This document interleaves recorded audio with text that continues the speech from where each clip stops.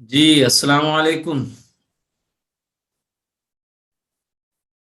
وعلیکم السلام۔ مفتی صاحب کیسے ہیں آپ؟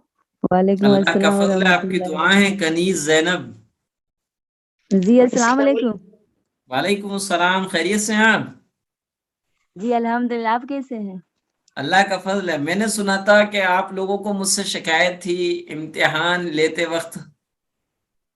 جی میں بولی تھی کہ ترا مفتی سے فرسٹ ایگزام لیے تو، اور کچھ نہیں بولی میں۔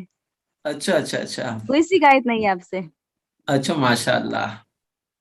اور آپ کا وہ کورس کیسا رہا جو آپ نے 3 مہینے والا کرا؟ بہت اچھا رہا۔ ماشاء اللہ ماشاء اللہ۔ اب آپ سکس میرا منتھ سیکنڈ کے لیے پوزیشن تیار ہیں؟ آیا آپ تھا۔ لوگ 6 منتھ جی کے لیے تیار ہیں؟ جی اچھا اچھا۔ تو 6 منتھ کے کورس میں کیا کیا پڑھایا جائے گا، اس کے سلسلے میں بات چیت کر لیں۔ جی تو دیکھیے، کورس کو شروع کرنے سے پہلے چند جو ہے ابتدائی باتیں، ضروری باتیں آپ کو بتانی ہیں، تاکہ آپ جو ہے اس کو، جو کچھ پڑھایا جائے اس کو اچھی طریقے سے آپ سمجھ لیں۔ آپ کی ہفتے میں 2 کلاسیں ہوا کریں گی، اور اس میں یہ ہے کہ ایک کلاس میں 5 چیزیں ہوں گی۔ قرآن مجید کی کوئی آیت، 10 صورتیں تو ہو ہی گئی ہیں آپ کی، قرآن مجید کی کوئی آیت، اس کا ترجمہ اور اس کو یاد کرانا۔ دوسرا، ایک حدیث آپ کو ترجمے کے ساتھ یاد کرانا۔ تیسرا، عقیدہ۔ چوتھا، ایک مسئلہ۔ اور پانچواں، ایک کوئی بھی مسنون دعا۔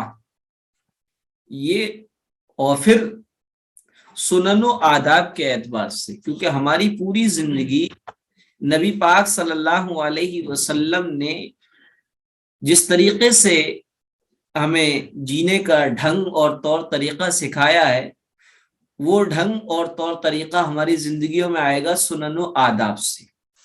کھانے کی سنت، کھانے کے آداب، سونے کے آداب، کسی سے کچھ لینا ہے تو اس کے کیا آداب ہیں، بات کرنے کے کیا آداب ہیں، کسی کے یہاں جائیں اس سے اجازت لینے کے کیا آداب، کیا طریقے ہیں، بازار میں کیا، بازار کے وقت بازار میں جانے کے کیا آداب ہیں، کیا طریقے ہیں، کیا سنتیں ہیں، یہ سب چیزیں آپ کے سامنے آنی ہیں۔ لیکن قرآن کریم سے متعلق یہ بات سمجھ لیجئے کہ قرآن مجید کیا ہے۔ قرآن مجید اللہ تعالیٰ کے عظیم احسانات میں سے ایک اہم احسان ہے۔ اللہ تعالیٰ نے بڑے احسان، بڑی نعمتیں ہیں، لیکن ان نعمتوں اور احسانوں میں سے سب سے اہم اور بڑا احسان اور بڑی نعمت یہ ہے کہ اس نے انسانوں اور جنات کی ہدایت اور رہنمائی کے لیے حضور اکرم صلی اللہ علیہ وسلم پر قرآن کریم نازل فرمایا۔ قرآن کریم کو دیکھنا، اس کی تلاوت کرنا، سیکھنا، سکھانا، اس پر عمل کرنا، اور کسی بھی طریقے سے اس کی خدمت کرنا، یعنی حفظ کرنا یا اس کو دوسروں کو پڑھانا یا اس کو لکھنا وغیرہ وغیرہ، دنیا و آخرت میں کامیابی اور کامرانی کا ذریعہ ہے۔ قرآن مجید کے حوالے سے 2 باتیں، بنیادی باتیں سمجھ لی جائیں۔ پہلی بات تو قرآن مجید کے متعلق بنیادی معلومات، کہ قرآن مجید اللہ تعالیٰ نے انسانوں اور جناتوں کو پیدا فرما کر انہیں علم حاصل کرنے کے لیے 3 چیزیں عطا کی۔ کتنی چیزیں؟ 3 چیزیں۔ اس میں سب سے پہلی چیز ہے حواس خمسہ۔ خمسہ کے معنی عربک میں 5 کے آتے ہیں۔ حواس کہتے ہیں طاقت کو، پاور کو، حس کو۔ ہم کہتے نہیں ہماری چھٹی حس کہہ رہی ہے، حس، پاور، شکتی۔ حواس خمسہ 5 ایسی طاقتیں اور شکتیاں جن سے ہم علم حاصل کرتے ہیں، انہیں حواس خمسہ کہا جاتا۔ حواس خمسہ، چنانچہ آپ نے دیکھا ہوگا بچہ دنیا میں آتا ہے تو سب سے پہلے وہ دیکھتا ہے، چیزوں کو دیکھ کر ان کی رنگت اس کو معلوم ہو جاتی ہے۔ کالا گورا سفید نیلا کالا پیلا رنگت معلوم ہو جاتی ہے. تو انسان کو ایک آنکھ دی جسے قوت بصارت کہتے ہیں, قوت بصارت جس کو ہم دیکھ سکتے ہیں. دوسری چیز ہے سننا, کان دیا, کان سے بہت ساری چیزیں سن کر ہمیں معلوم ہو جاتی ہیں, یہ پرندے کی آواز ہے, یہ انسان کی آواز ہے, یہ مرد کی آواز ہے, یہ عورت کی آواز ہے, یہ دھیمی آواز ہے, یہ سخت آواز ہے, یہ کڑوا لہجہ ہے یا میٹھا لہجہ ہے. یہ سننے سے بھی ہمیں علم حاصل ہوتا ہے. چنانچہ بچہ جب دنیا میں آتا ہے تو وہ ساؤنڈ پر اور وائس پر جیسی ہوتی ہے ایک دم سے خاموش ہو جاتا ہے, اور وہ وائس کے ذریعے سے نالج حاصل کرنے کی کوشش کرتا ہے کہ اماں کی آواز ہے, یہ دادی کی آواز ہے, یہ نانی کی آواز. تو ایک چیز ہے اسے قوت سماعت کہتے ہیں, آنکھ کو قوت بصارت کہتے ہیں, اور قوت سماعت اسے کان کو کہتے ہیں. تو تیسری چیز ہے ناک, ناک کے ذریعے سے ہم سونگتے ہیں, اچھی چیزوں کی سڑان بسان وغیرہ ناک کے ذریعے سے پتہ لگ جاتی ہے. اسے قوت شامہ کہتے ہیں, قوت باصرہ بصارت, قوت سماعت, قوت شامہ. اور ایک چیز ہے چکھنا, چکھنے کی زبان جو ہے, زبان کے اندر کتنے سوراخ ہیں, ان کا اللہ کی قدرت دیکھو, کون سے حصے پر کون سا ذائقے کا کھانا اللہ تعالیٰ نے رکھا, یہ اللہ کی قدرت کی بات ہے. تو سونگنے سے بھی ہمیں کوئی چیز پتہ لگتی ہے, گرم ٹھنڈا, مطلب کہ نمکین ہونا یا میٹھا ہونا, تلخ ہونا, کڑوا ہونا, یہ سب ہمیں چکھنے سے ہو جاتی ہے. تو چوتھی قوت ذائقہ, اور پانچویں چیز ہے قوت لامسہ یعنی چھونے کی قوت. چھونے سے ہمیں چیزوں کا ہارڈ یا سافٹ ہونا, سخت ہونا, اس کا رف ہونا, یہ سب ہمیں پتہ لگ جاتا ہے. تو ان پانچ چیزوں کو حواس خمسہ کہتے ہیں. دنیا میں آتے ہی ان پانچ چیزوں سے انسان علم حاصل کرتا ہے. پھر اس کے بعد عقل ہے, عقل سے انسان, عقل اسے چھٹی حس کہتے ہیں, کہتے نہیں میری چھٹی حس کہہ رہی ہے کچھ ہونے والا ہے. عقل سے گیس کرتے ہیں, اندازہ کرتے ہیں. تو عقل بھی سے انسان علم حاصل کرتا ہے, چیزوں کی نالج اس کو آتی ہے. اور تیسری چیز ہے وحی. وحی کیسے کہتے ہیں؟ جہاں پر عقل کام کرنا بند کر دے وہاں پر ہمیں وحی کے ذریعے سے علم حاصل کرنا ہوتا ہے. جیسے کہ قرآن کریم میں, جیسے کہ ایک مسلمان کا یہ عقیدہ ہے کہ دنیا کی ساتوں زمین اور ساتوں آسمان سے لمبی چوڑی جنت ہے. اب عقل میں یہ بات سمجھ میں نہیں آتی ہے, لیکن وہی یعنی اللہ کے رسول کے اوپر نازل ہونے والے قرآن اور اللہ کے رسول کے فرمان یعنی حدیثوں کو دیکھا جائے, اس میں فرمایا الجنت حق, جنت حق ہے, الصراط حق, الصراط حق ہے, عذاب القبر حق, قبر کا عذاب حق اور سچ ہے. تو یہ وحی ہوتا ہے, وحی کہلاتا ہے. لہذا یہ تین چیزیں ہوئی, حواس خمسہ جس میں پانچ آئے, پھر عقل, اور پھر اس کے بعد وحی. ان تینوں کی مخصوص حدود اور دائرے ہیں, سرکل ہے.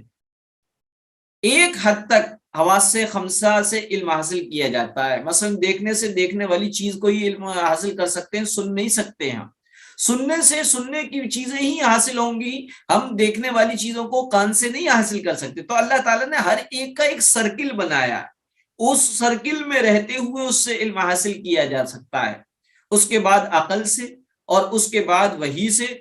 وحی علم حاصل کرنے کا افضل ترین ذریعہ ہے. وحی قرآن کریم, وحی علم حاصل کرنے کا افضل ترین ذریعہ ہے.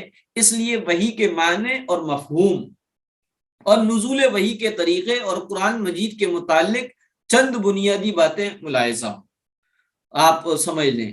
وحی کے لغوی معنی, لغوی کہتے ہیں ڈکشنری میں جو معنی ہوتے ہیں اسے اردو میں لغت کہتے ہیں.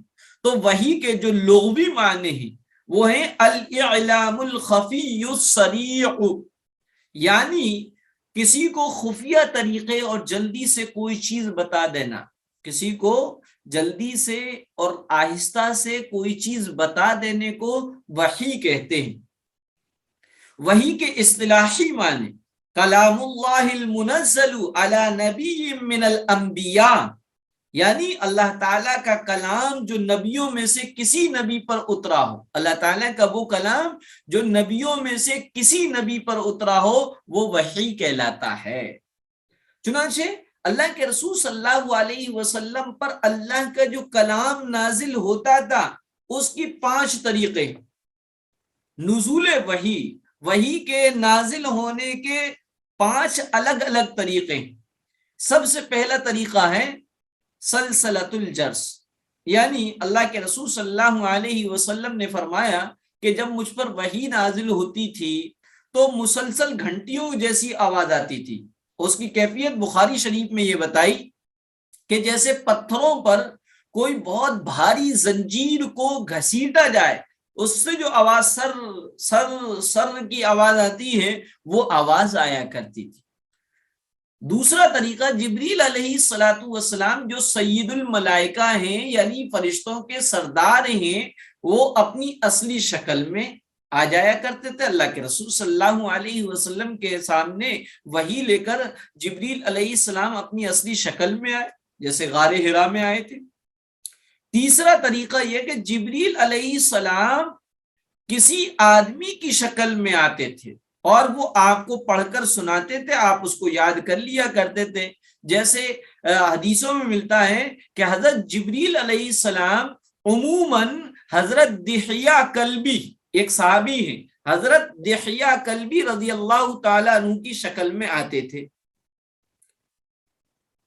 اور چوتھا طریقہ بغیر واسطے کے اللہ تعالیٰ کا کلام سننا، بغیر کسی واسطے کے ڈائریکٹ اللہ تعالیٰ کا کلام سننا، جیسے کہ معراج کے موقع پر پیارے آقا حضرت محمد مصطفیٰ صلی اللہ علیہ وسلم نے اللہ کا کلام سنا، یہ بھی وحی کی ایک قسم ہے۔ 5ویں قسم ہے القاء فی القلب، یعنی دل میں بات ڈال دینا، دل میں کوئی بات اللہ کی طرف سے آ جانا، یہ وحی کا 5واں طریقہ ہے۔ بہرحال وحی کے یہ 5 الگ الگ طریقے ہوئے جو آپ کو یاد کرنا ہے۔ لیکن وحی کی کائنڈس آف وحی، وحی کے اقسام کتنے، وحی کتنی طرح کی ہوتی ہیں؟ وحی کی 2 قسمیں، ایک وحی مطلوع اور ایک وحی غیر مطلوع۔ وحی مطلوع کی ڈیفینیشن کیا ہے؟ وحی مطلوع اس وحی کو کہتے ہیں جس کی نماز میں تلاوت کی جا سکتی ہو، یعنی قرآن مجید۔ وحی غیر مطلوع جس کی نماز میں تلاوت نہ کی جا سکتی ہو، جیسے کہ احادیث شریفہ ہیں۔ وحی مطلوع اور غیر مطلوع میں فرق کیا ہے؟ وحی مطلوع میں الفاظ اور معنی دونوں اللہ کی طرف سے ہوتے ہیں، جبکہ وحی غیر مطلوع میں مفہوم یا معنی تو اللہ کی طرف سے ہوتے ہیں اور الفاظ حضور اکرم صلی اللہ علیہ وسلم کی طرف سے ہوتے ہیں۔ یہ وحی کے طریقے، وحی کے کی قسمیں بتائیں آپ کو۔ قرآن کریم کسے کہتے ہیں؟ قرآن کریم کی تعریف میں، کیونکہ وحی مطلوع کہتے ہیں قرآن کریم کو، تو قرآن کریم کی ڈیفینیشن بھی ہونا چاہیے۔ آپ سے پوچھے کہ قرآن کیا ہے تو بتایا جائے قرآن کی ڈیفینیشن اللہ تبارک و تعالیٰ کا کلام جو آسمان سے اترا، حضرت محمد صلی اللہ علیہ وسلم پر نازل ہوا، مصاحف یعنی کاغذوں میں لکھا گیا اور ہم تک تواتر کے ساتھ، یعنی کنٹینیو مسلسل ہمارے پاس بغیر کسی شک و شبے کے ہم تک پہنچا، تو یہ قرآن کریم کی تعریف ہوئی۔ قرآن کریم کی کیا ڈیفینیشن ہے؟ اللہ تبارک و تعالیٰ کا کلام جو آسمان سے اترا، حضرت محمد صلی اللہ علیہ وسلم پر نازل ہوا اور کاغذ یعنی مصاحف میں لکھا گیا۔ مصحف کہتے ہیں قرآن کاغذ میں لکھا ہوا قرآن، اسی کی جمع ہے مصاحف، مصاحف میں لکھا گیا اور ہم تک مسلسل بغیر کسی شک و شبہ کے ہم تک پہنچا۔ یہ جو ہے قرآن کریم کی تعریف تھی۔ اور مکی اور مدنی صورتوں کے بارے میں تو میں نے بتایا ہی تھا کہ مکی سے مراد وہ صورتیں جو ہجرت سے پہلے نازل ہوئی، اور مدنی سے مراد وہ صورتیں جو ہجرت کے بعد نازل ہوئی۔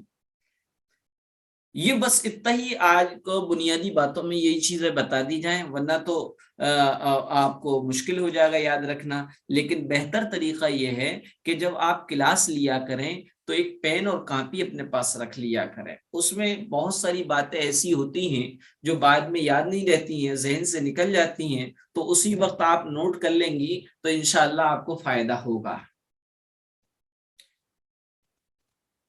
اور چلیں یا بس اتنا ہی کافی ہے؟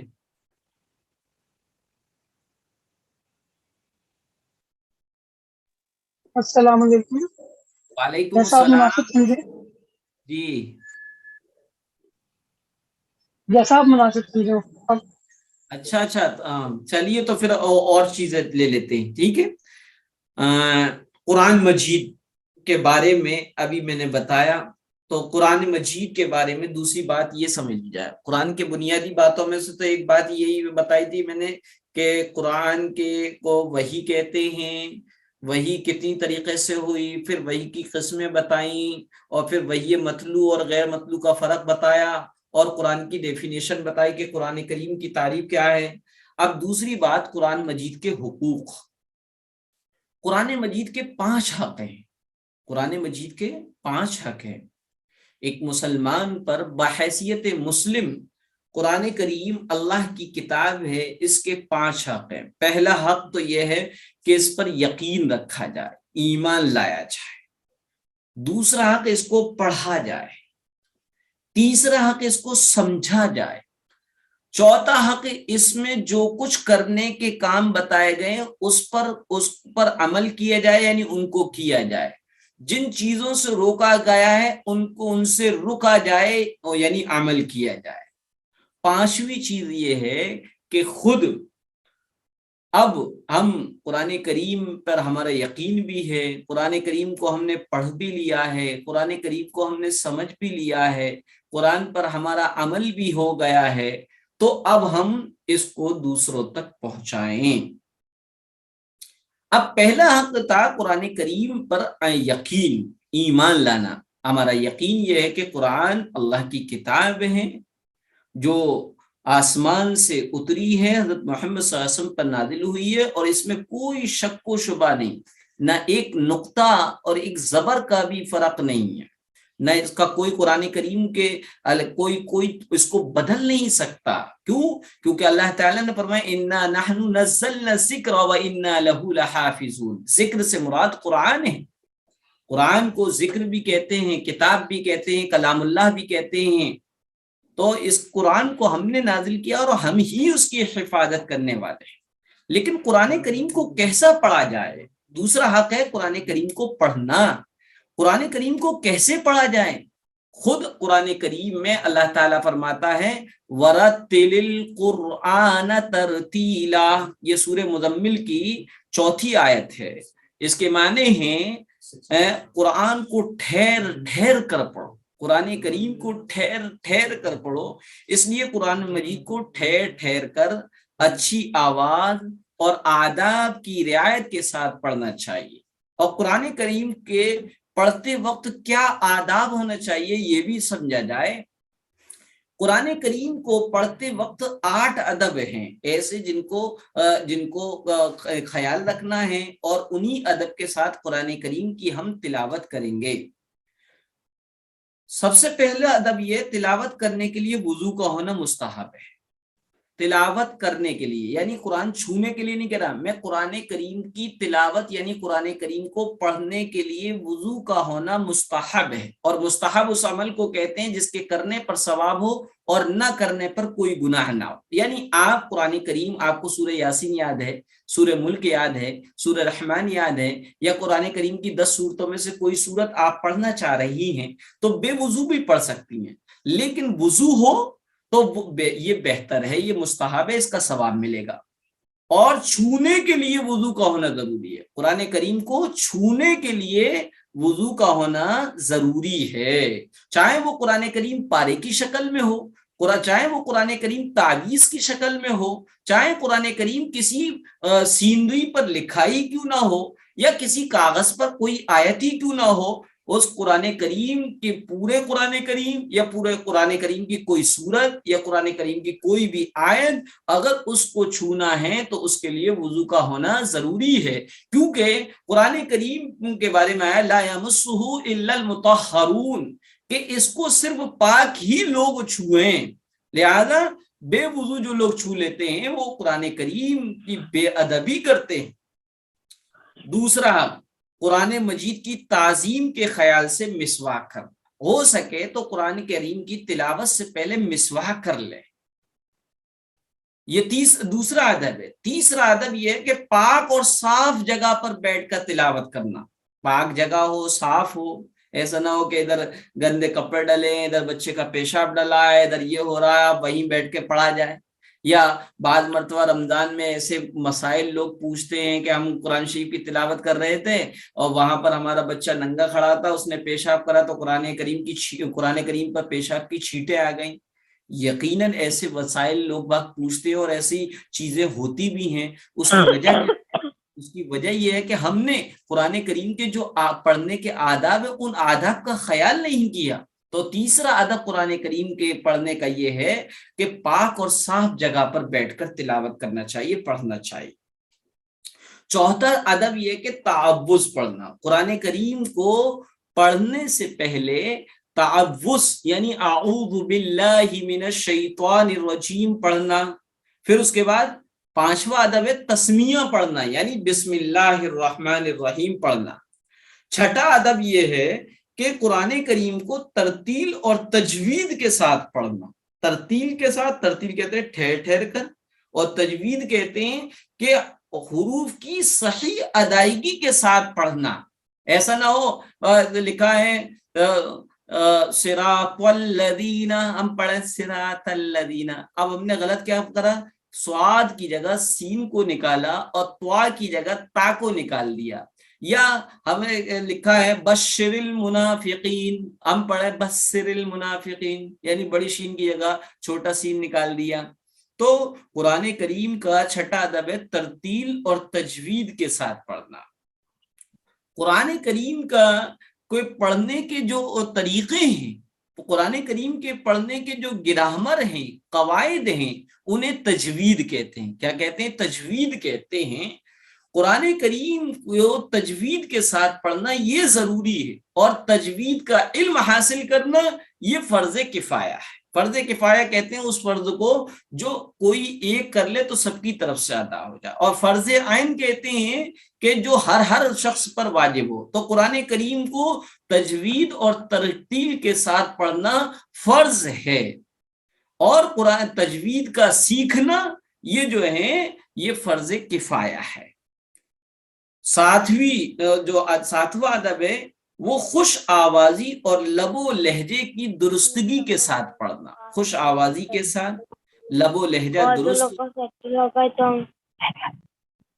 आठवां अदब ये कि कुरान मजीद को रोकर पढ़ना। रोकर पढ़ने का मतलब ये, अगर आप कुरान करीम के तर्जुमे से वाकिफ हैं या आपको ये लग रहा है कि यहाँ पर का तज़किरा है, तो देखिए आप खामोश रहिएगा, कोई बात है तो बाद में पूछ लीजिएगा। है कुरान मजीद को रोकर पढ़ना। अगर आपको तर्जुमे से वाकफियत है और आपको मालूम है कि यहाँ पर अल्लाह ताला दोज़खियों के बारे में बता रहा है, तो ऐसी सूरत में कुरान मजीद को रोकर पढ़ना। अगर रोना ना आए तो रोने की कैफियत और शक्ल सूरत बना लेना। नंबर 9, तिलावत करते हुए मानी पर गौर करना। जो भी हम पढ़ें और उसके माने से अगर हमें वाकफियत है तो कुरान करीम के पढ़ते वक्त मानी पर भी गौर करें। 10वां अदब ये है कि ये तसव्वुर करना, ये सोचना कि अल्लाह ताला मुझसे मुखातब है, मैं अल्लाह से बात कर रही हूँ, मैं अल्लाह से बात कर रही हूँ। हज़रत अली रज़ी अल्लाह ताला अन्हु फरमाते हैं, जब मेरा दिल ये चाहता है कि अल्लाह मुझसे बात करे तो मैं कुरान करीम की तिलावत करता हूँ, और जब मेरा दिल ये चाहता मैं अल्लाह से बात करूं तो मैं नमाज पढ़ता हूं। तो ये कुरान करीम के आदाब थे जो आपके सामने मैंने 10 बताए, इनको याद करना है। चलिए आज की क्लास में बस इतना ही जरूरी था जो मैंने आपको बता दिया। اس کے بعد کچھ اور تمہیدی باتیں ہیں، ابتدائی باتیں ہیں، ابھی آپ کے کلاس شروع نہیں ہوئی، لیکن یہ وہ باتیں ہیں جن باتوں کو اگر آپ ذہن میں رکھیں گے تو آگے بات کا سمجھنا آسان ہو جائے گا۔ اور یہ بنیادی چیزیں ہیں جو میں نے آپ کو بتائیں۔ اب آپ میں سے کوئی سوال کرنا چاہیں کسی سے متعلق، آج کے پڑھانے سے متعلق کسی کو کچھ پوچھنا ہے یا کوئی اور سوالات ہیں تو آپ ان کو پوچھ سکتے ہیں۔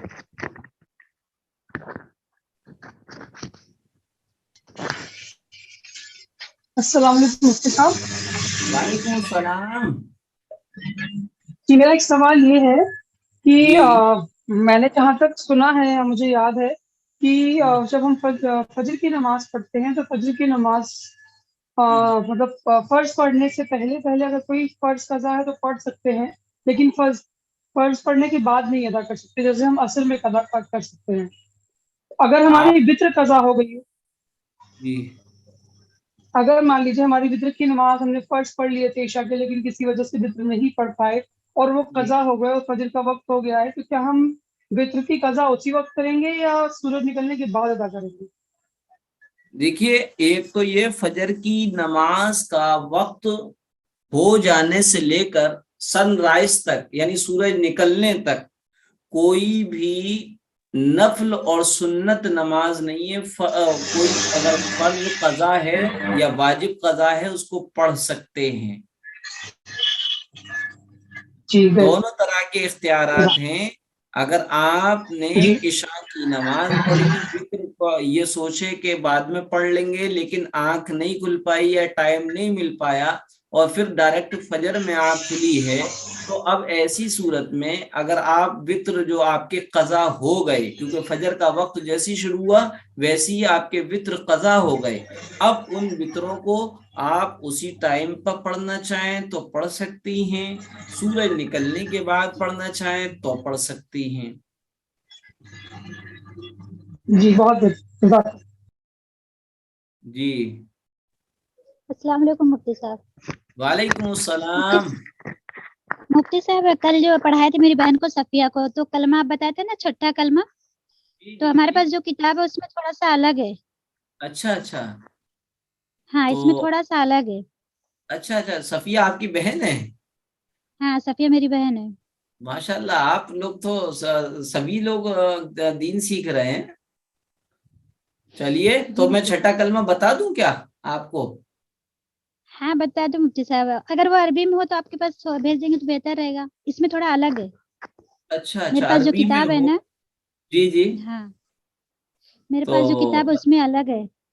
ہاں ہاں، وہ اصل میں نے یہ بتایا تھا صفیہ بہن کو کہ ایک شارٹ ہے ایک لانگ ہے، تو بہرحال میں نے شارٹ تو کہا کہ یہ وہ ہے۔ اب اگر آپ یہ چاہ رہے ہیں کہ میں بتا دوں تو میں بتانے کے لیے تیار ہوں۔ وہ کون سی کتاب ہے؟ آپ کتاب بتا دیں گے تو بہتر رہے گا، منگا لوں گی پوری اچھا، کتاب بھی۔ کتاب میں بعض جو اشرفی نماز آتی ہے اس میں بھی ہے، اور اگر آپ چاہیں تو سن لیں، یہ مطلب کہ ریکارڈنگ سے یاد کر لیجئے گا، کلاس کی ریکارڈنگ جو ہو جائے۔ چھٹا کلمہ ہے ٹھیک ہے۔ ردی کفر۔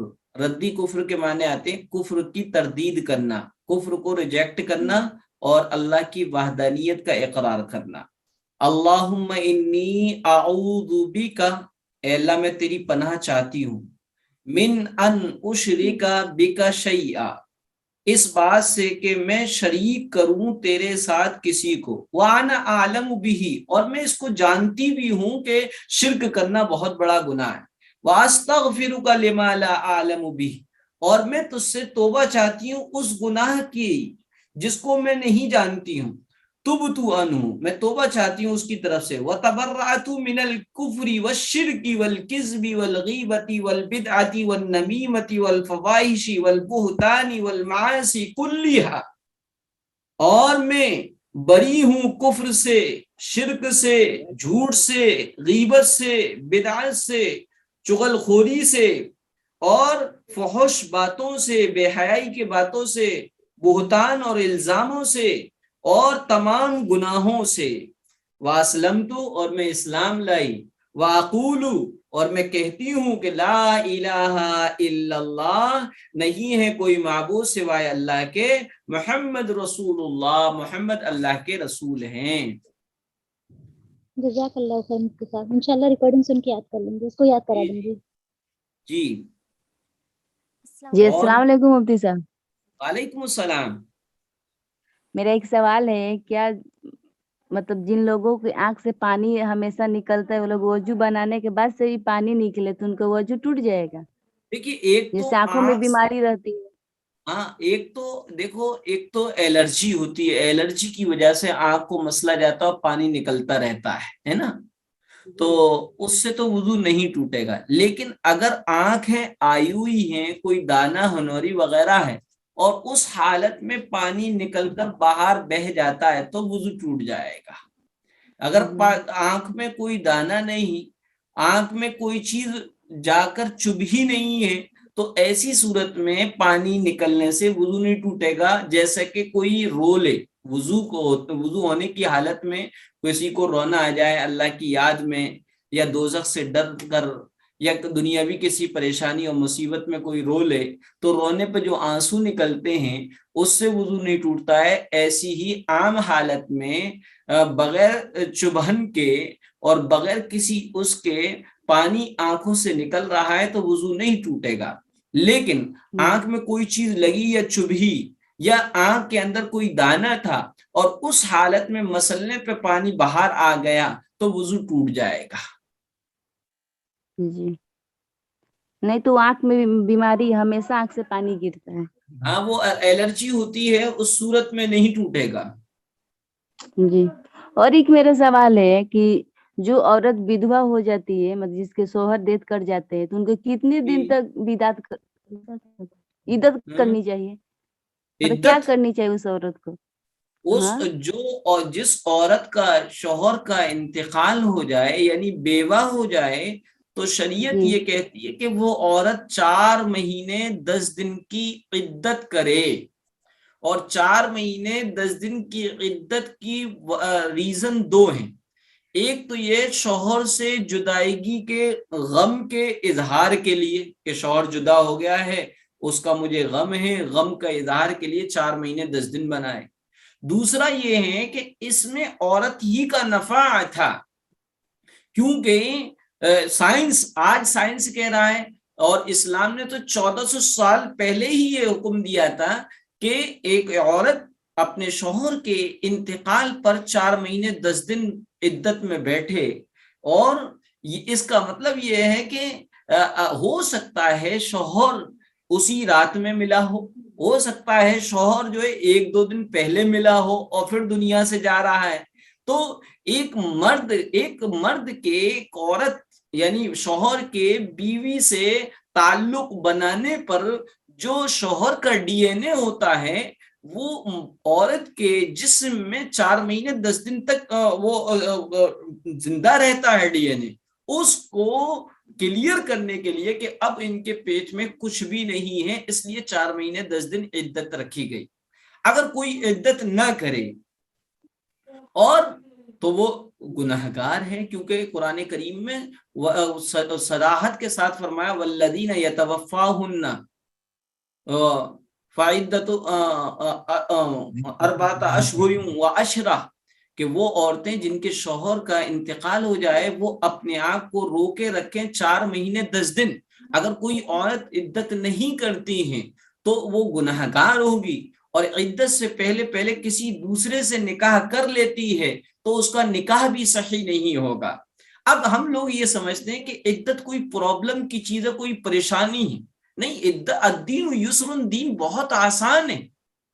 اگر عدت نہ ہو اور اس کو بھی کھلے عام اچھا پہننے، اچھا کھانے، ہنسی مذاق ٹھلے کرنے کی اجازت دی جائے تو سماج یہ کہے گا دیکھو اس کو اپنے شوہر کے جانے کا غم نہیں ہے، یہ تو خود مارنا چاہتی۔ یا عدت نہیں کرتی اور اس درمیان میں کوئی بچہ پیٹ ٹھہر جاتا ہے تو سماج اس کو جینے نہیں دے گا اور یہ کہا دیکھو کس سے منہ کالا کراتی پھرتی ہے۔ اس لیے 4 مہینے 10 دن کی عدت دی، اور عدت بہت آسان ہے۔ ہم لوگ یہ سمجھتے ہیں کہ عدت میں نیو کوئی پردے کا حکم آیا، پردے کا کوئی نیو حکم نہیں ہے۔ پردہ جیسے نارملی جن لوگوں سے ہے ان سے عدت میں بھی ہیں، جن لوگوں سے پردہ نارمل لائف میں نہیں ہے ان سے عدت میں بھی نہیں ہے۔ اسی طریقے سے بعض لوگ کہتے ہیں کہ عدت میں ایک جگہ بیٹھنا ضروری ہے، نہیں، پورا گھر ایک ہی ہے۔ عدت میں بعض لوگ سمجھتے ہیں آسمان نہیں دکھنا چاہیے، یہ بھی بالکل غلط ہے، عدت گھر میں بیٹھیں، ہاں البتہ یہ ہے کہ لائٹ ڈارک کپڑے نہ پہنے، مہندی نہ لگائیں، خوشبودار تیل استعمال نہ کریں، بالوں میں کنگھی باریک نہ کریں، سلکی بال نہ ہو، مطلب کہ اتنا ایسے رکھیں کہ جس سے غم بھی نظر آئے، غم کا اظہار ہو۔ اور اگر باہر نکلنے کی ضرورت پڑے تو باہر ہی نکل بھی سکتے ہیں، لیکن رات اسی گھر میں گزارنا ہے۔ ہاں رات کو بھی اگر وہاں پر رات گزارنا مشکل ہو جائے تو جگہ چینج بھی کر سکتے ہیں، مثلا کوئی عدت میں بیٹھا ہے، بیمار ہو گیا، ڈاکٹر کو دکھانا ہے، لے جا سکتے ہیں، کوئی اور پرابلم ہے کہ باہر جائے بغیر کوئی چارہ نہیں ہے تو بالکل لے جا سکتے ہیں۔ اور اگر کیا ہے گھر میں رہتے ہوئے گھر رینٹ پہ تھا، مالک خالی کرا رہا ہے، یا گھر کے آس پاس پڑوس میں لوگ اچھے نہیں ہیں، اس کو اپنی عزت کا اور اپنی عفت کا اور اپنی عصمت کا خطرہ ہے، یا اس کا گھر گر رہا ہے، یا کوئی پکانے کھانے والا نہیں، یا سسرال والے اس کو کیا ہے خیال نہیں رکھتے، تو ان کنڈیشن میں وہ اپنے میکے میں یا کہیں اور جا کر بھی عدت گزار سکتی ہیں۔ جی، اور ان لوگوں کا جس عورت مطلب ودھوا ہوتی ہے ان کو چوڑی پھوڑنا ضروری ہے اس نہیں، دن؟ یہ بھی مال کا اسراف ہے۔ بعض جگہوں پر یہ ہندوانہ رسمیں لی ہیں کہ شوہر کا انتقال ہوتے ہی ہاتھوں میں جو کانچ کی چوڑی ہوتی ہیں ان کو شوہر جی کے یا میت کے سینے پر توڑا جاتا ہے، یہ غلط ہے، یہ مال کی بربادی ہے۔ دوسرا ہو سکتا ہے ڈنک وغیرہ ہاتھوں میں لگ جائے، اس لیے نارملی طور سے اتار دینا چاہیے۔ جو عورتیں خاندان کی جن کا شوہر مر جاتا ہے ان کے ناک سے اور کان کے زیورات کو ایسے کھینچتی ہیں، ان کے لگ سکتی ہے، نارملی طور پہ اتار لیا جائے، لونگ اتار لی جائے، اور کانوں میں ٹاپ سے ہیں یا بندے وغیرہ وہ اتار لیے جائیں، اور چوڑی اتار لی جائیں اور اس کو رکھ لیا جائے۔ اس کو توڑنا ضروری نہیں، اس کو کھینچنا ضروری نہیں، یہ صرف جو ہے غیروں کے طریقوں سے، ہندوانہ طریقے سے لیا گیا ہے۔ جی، اور جو اس کو اتاریں گے اس کو بعد میں پہن سکتے ہیں؟ آپ بالکل پہن سکتے ہیں، یہ آپ کی چیز ہے، آپ اس کو عدت پورے ہو جانے کے بعد پہنے، استعمال کریں۔ جی، السلام علیکم اور مفتی اس صاحب۔ کے اندر نیو ڈریس پہننا چاہیے عیدت کے اندر؟ جی عیدت کے اندر نیو ڈریس پہننا چاہیے؟ عدت کے اندر نیو ڈریس پہن سکتے ہیں، مثلا کوئی کپڑے نہیں ہے آپ کے پاس، آپ نیو ڈریس پہن سکتے ہیں، لیکن نیو ڈریس جو ہے لائٹ کلر ہونا چاہیے، ڈارک کلر ہرگز نہیں ہونا چاہیے۔ جی، اور اس جی گلستہ کلاس شیخ کا تھوڑا کلپ، جی مفتی صاحب میرا بولے اس سوال تھا کہ کلاس، جیسے، اچھا بہن پہلے بول لیں یا پھر میں بولوں؟ ارے بول لیجیے گلستہ شیخ۔ آپ بول لیجیے، ہو گیا۔ مفتی صاحب جیسے آپ نے بتایا کہ 4 مہینہ 10 دن جس کے شوہر کا انتقال ہو جاتا ہے، تو جب جس کا طلاق ہو جاتا ہے 3 مہینہ 13 دن کیوں؟ اچھا ہاں، اب یہ تو سمجھ لیجیے گا، دیکھیے گا طلاق وفات کی اور عدت اور طلاق کی یہ دو چیزیں سمجھ لیجیے گا۔ طلاق کی عدت جو ہے 3 مہینے، وہ 3 MC ہیں، کتنا ہے؟ جو لوگ یہ کہتے ہیں 3 مہینے 13 دن یا 3 مہینے 10 دن، ان کو صحیح معنی میں علم ہی نہیں ہوتا۔ قرآن کریم میں فرمایا وَلِلْمُطَلَّقَاتِ يَتَرَبَّصْنَ بِأَنفُسِهِنَّ ثَلَاثَةَ قُرُوءٍ، اور وہ عورتیں جن کو طلاق دے دی گئی ہے وہ اپنے آپ کو روکے رکھے 3 MC